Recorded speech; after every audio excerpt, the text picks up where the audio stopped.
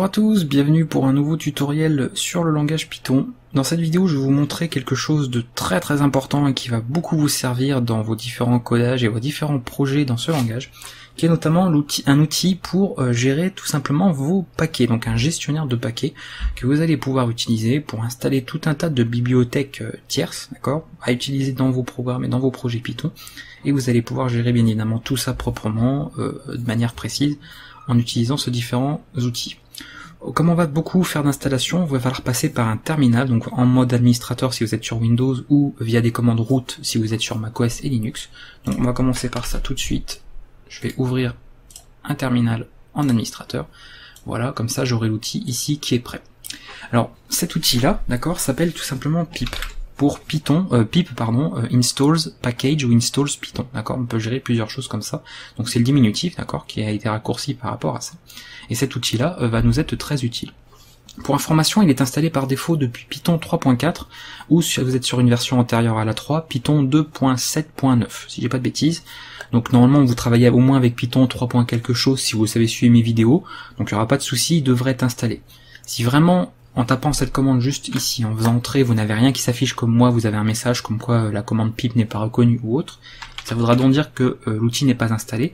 Dans ce cas, vous pouvez tenter son installation en faisant Python, ou Python 3 si vous êtes sur Linux macOS, -m, comme ceci, ensure pip, d'accord, et --default-pip.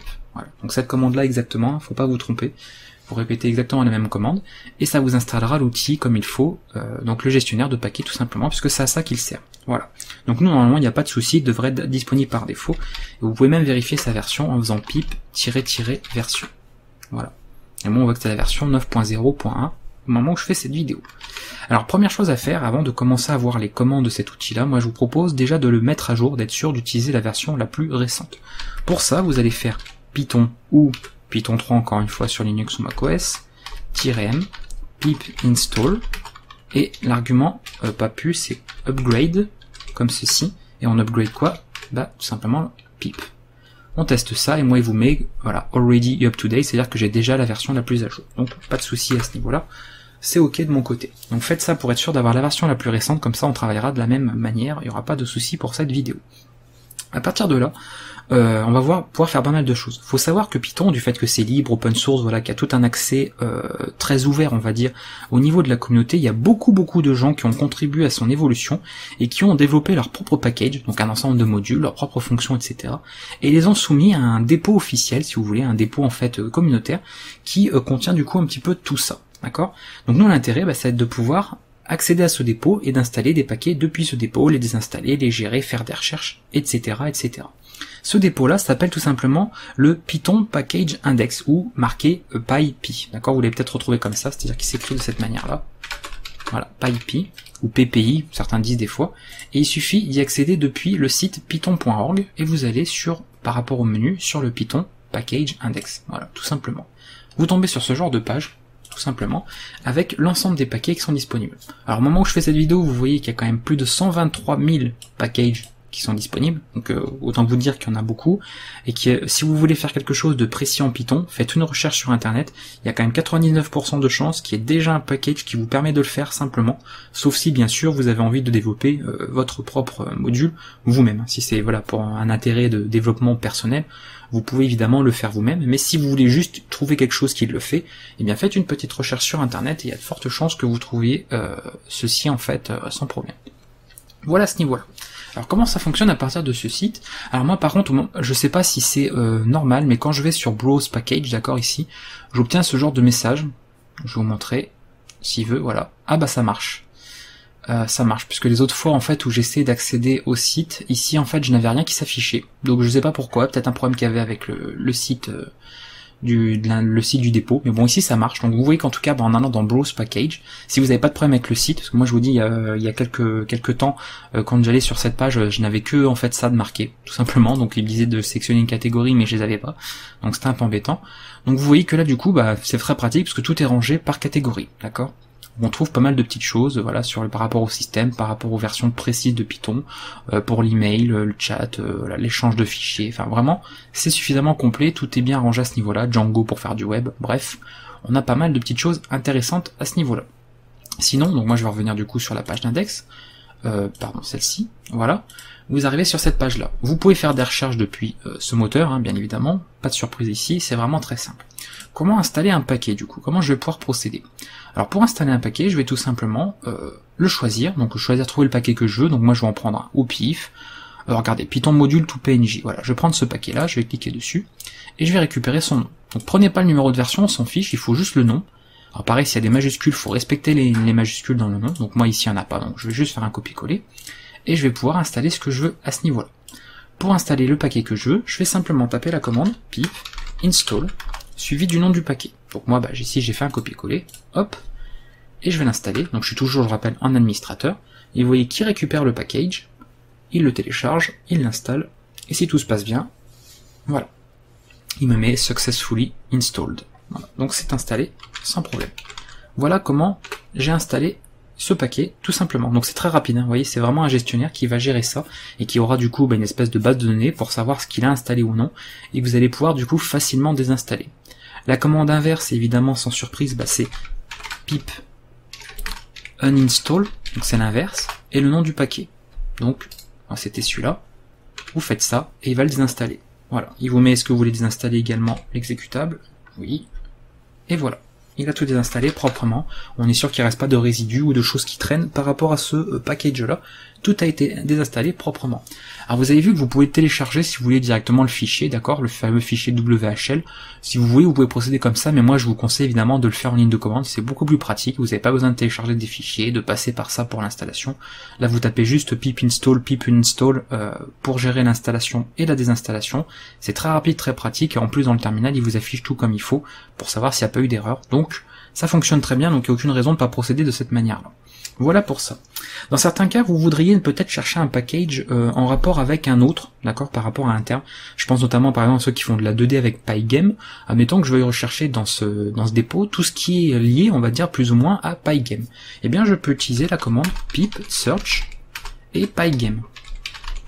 Et là, vous voyez qu'il me met tout un ensemble de noms. Alors, c'est pas forcément très clair. Alors, attendez, on va plutôt passer par ici. Donc là, c'est pas lisible du tout.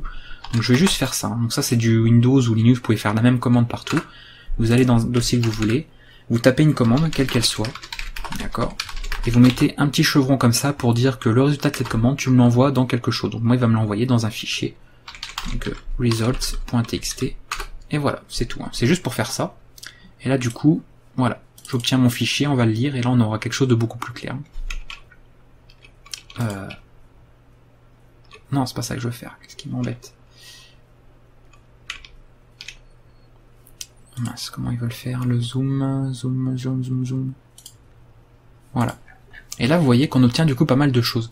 Donc en fait, partout où il a trouvé le mot Pygame marqué, donc hein, peu importe la manière, vous voyez qu'il est sur chaque ligne en fait, hein, on voit que pour chaque package il y est, et bien il va vous le retourner. Donc là on trouve du coup pas mal de choses, donc on peut se douter que c'est lié forcément à ce truc-là. D'ailleurs on trouve même le package en lui-même, Pygame, voilà, ça c'est Pygame tout simplement pour la 2D. Et vous avez pas mal de choses, hein, un launcher en binaire, une bibliothèque pour la caméra pour Pygame, on trouve tout en fait, voilà. Vraiment tout, on a pas mal de petites choses comme ça, un framework pour Pygame, enfin vraiment vous avez tout.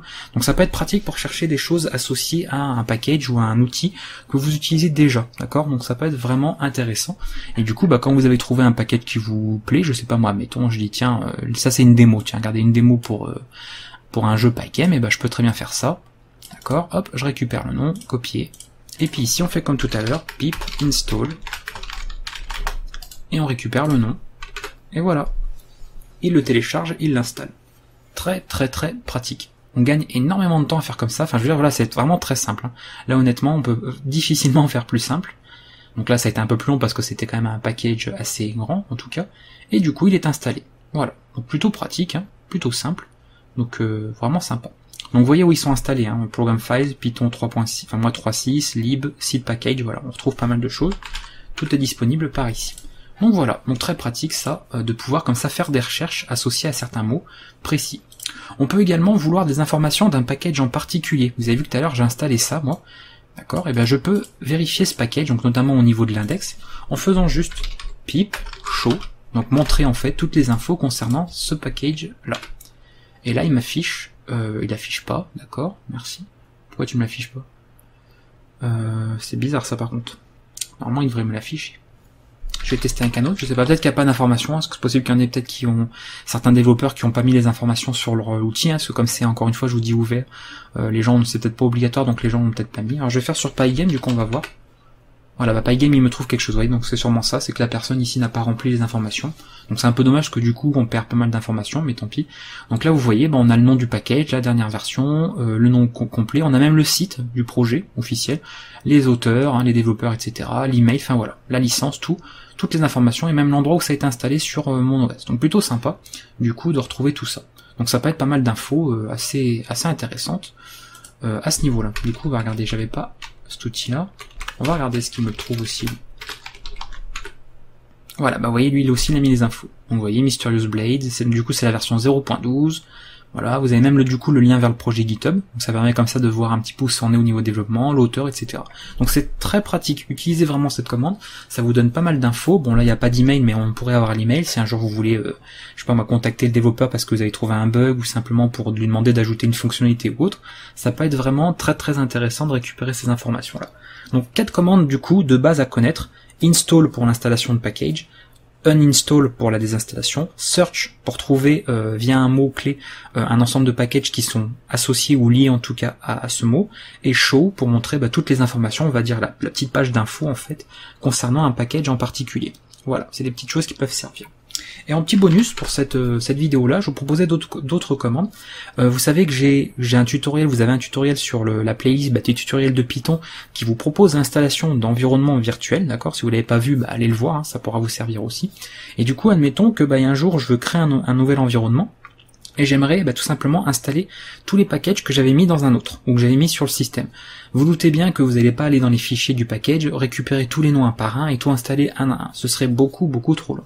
Du coup, on peut faire beaucoup plus simple. Il suffit d'utiliser la commande pip freeze, qui va lister, bon déjà si je la fais par défaut, vous voyez qu'elle va me lister tous les packages que je viens d'installer. Donc oui, j'en ai un peu d'autres parce que j'avais fait des petits tests, donc j'ai pas mal de packages installés par défaut. Donc il vous met toute la liste avec le numéro de version actuelle. Donc ça, je peux le récupérer dans un fichier. Je fais pip freeze, comme tout à l'heure, et par défaut, on l'appelle en général requirement, d'accord, avec un s.txt, ce genre de choses. Donc je vais obtenir ce fichier, d'accord, qui va du coup contenir exactement ce type de formatage. Et admettons après plus tard, je suis sur mon environnement de développement, donc ça allez voir encore une fois le tutoriel qui en parle. Je vais sur l'environnement que je veux, et plutôt que de devoir tout installer un à un, j'aurai juste à faire pip install -r, d'accord, ça c'est important, et le chemin vers le nom du fichier qu'on avait, le requirements.txt. Et là, lui, il va lire votre fichier, il va voir tous les packages et la version que vous aviez d'installer, et il va tout vous installer par défaut. Donc c'est vraiment très pratique du coup, pour avoir quelque chose à jour, et surtout pas devoir vous retaper l'installation une à une de tous vos packages, parce que ça peut être assez embêtant si vous avez plusieurs environnements. Mais là, juste avec la commande freeze, vous pouvez récupérer tous les packages que vous avez installés, pour pouvoir les installer ensuite sur un autre environnement, donc ça vous fait gagner énormément de temps. Voilà, donc j'espère que tout ça vous aura servi, que vous aurez du coup l'envie d'utiliser ce type d'outil, parce que vous voyez qu'il est vraiment très puissant, on peut faire beaucoup de petites choses, donc vraiment servez-vous-en, honnêtement, servez-vous-en, parce que ça va vous apporter pas mal de petites choses. Je reviens très rapidement sur ça, du coup, encore une fois, hein, parce que je dis, moi ça fonctionnait pas la dernière fois, mais là ça refonctionne, donc tant mieux. Donc on retrouve pas mal de petites choses, d'accord, environnement de bureau, etc. Si vous cherchez des choses très particulières, artistic software, voilà. Vous pouvez faire pas mal de petites recherches. Alors après comment ça fonctionne, d'accord, ouais, donc après il fait comme ça. Donc Xon, nanana. Et vous pouvez retrouver pas mal de petits paquets différents. Donc voilà, vous pouvez faire des petites recherches. Ça peut être assez sympa. Voilà, donc là on voit des choses ici. Produire de la musique électronique. Vous voyez, on trouve vraiment des choses de tout et n'importe quoi. Quand je vous dis qu'il y a vraiment de tout, après regardez, on trouve des sites précis, donc là c'est un peu bizarre, mais voilà. On trouve pas mal de petits packages qui peuvent être très utiles selon encore une fois les différents développements que vous voulez faire, les différents projets. Vous avez même la date quand est-ce que ça a été uploadé. Bref, c'est assez complet à ce niveau-là, on a vraiment tout ce qu'il faut. Donc n'hésitez pas encore une fois à utiliser Pip comme outil de gestionnaire de paquets, d'accord, vraiment. Je pense que quand vous aurez, si vous connaissiez pas, parce qu'il y en a peut-être qui connaissent parmi vous, mais si vous ne connaissiez pas, je pense qu'après vous aurez du mal à vous en passer, vous allez l'utiliser pour tout et n'importe quoi, pour découvrir pas mal de petites choses. Donc n'hésitez pas, c'est fait pour ça, et encore une fois, si je veux un moment désinstaller les choses, voilà, mettons là par exemple j'ai installé pas mal de petites choses moi pendant mes tests, je fais juste ça, d'accord, et puis après encore une fois je fais juste uninstall et puis le nom des fameux voilà, ce genre de choses, d'accord, je pourrais même mettre plusieurs à la suite, not installed. Pourquoi il n'est pas installé? Ah, il faudra que je voie au niveau des noms comment le virer, parce qu'apparemment, là, il n'est pas content. Par exemple, j'avais installé Mysterious Blade. Voilà. Donc, yes. Et voilà. Et là, Mysterious Blade, il a disparu. Magie. Comme ça, vous pouvez gérer différemment vos packages et puis il va y avoir quelque chose d'ajout. Donc regardez également dans les commandes, il y a une documentation complète pour Pi, parce que c'est un outil beaucoup plus complet que ça. Notamment par exemple comment installer un paquet dans une version que vous voulez, ou alors une version précise. D'accord, pas forcément la dernière à jour, mais vous voulez peut-être installer une version plus ancienne. Vous avez des commandes en utilisant les opérateurs comme ceci, plus petit ou égal, etc. qui vous permettent d'installer des versions très précises des packages. Vous avez également des choses pour gérer tout ce qui est les différentes versions de Python, si vous avez plusieurs versions de Python. Voilà, tout cela vous pouvez le faire proprement. Donc n'hésitez pas à regarder la documentation de cet outil-là qui est encore une fois très complète. Vous avez beaucoup d'autres commandes aussi. Moi je vous ai montré les principales et celles que vous allez le plus utiliser parce qu'elles servent vraiment énormément. Mais n'hésitez pas à voir le reste parce que vous apprendrez pas mal de petites choses également. J'espère que ça vous a plu, que ça vous a permis du coup de bien appréhender, bien comprendre le fonctionnement de tout simplement de notre package, notre tools, voilà, tools package qui permet de gérer tout ce qui est installation, désinstallation de paquets en Python. Et je vous dis à bientôt pour une prochaine vidéo, un prochain tuto. Au revoir, ciao.